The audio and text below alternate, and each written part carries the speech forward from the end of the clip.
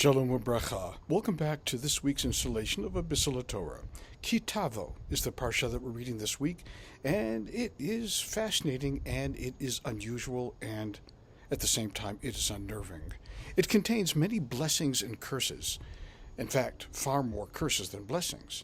Of the blessings that are enumerated in this parsha, we find there are 13. Curses, on the other hand, 54 of them. Why is it so outweighed by the curses? Maybe because we need to be reminded every now and then of the dark side of humanity and the fact that we need to be kept in line. And so we have these tochechot, they're called in Hebrew, these curses that are echoed throughout the valley, that all of Israel needs to respond, amen, to each one of them, and shake and quiver as they hear them.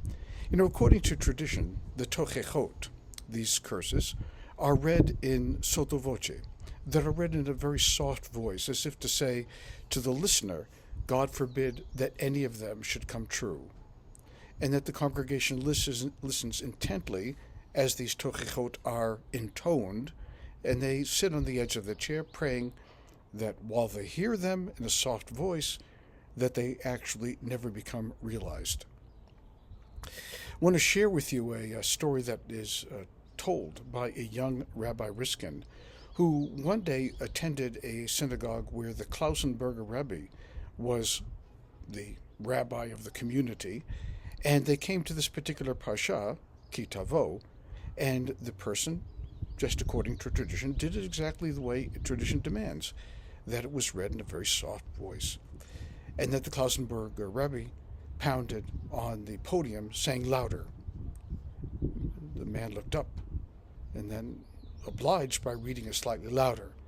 He pounded it again, louder, louder, louder, yet still, and everyone was in a state of confusion as to why this rabbi, who was a survivor of the Holocaust, who lost his entire family, his children, 13 of his family were sent to the gas chambers, why he was crying out louder and louder and louder for them to be shouted out at full volume.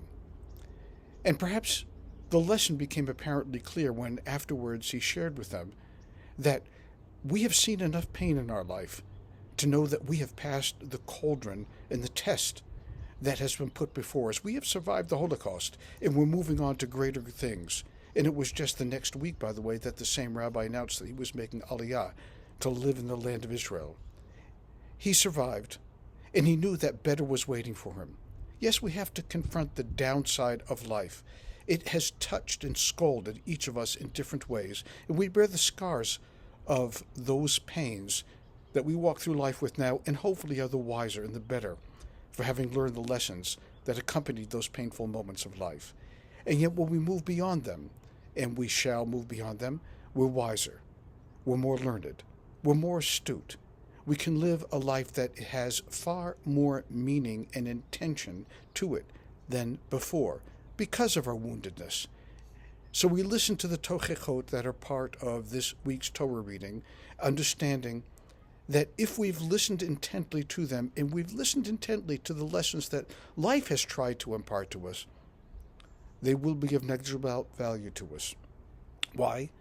Because we're living a life that is better, fuller, more pregnant with possibility than ever before.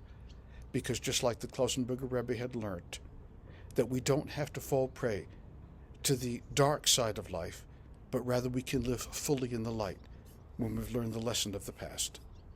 Wishing you a Shabbat Shalom.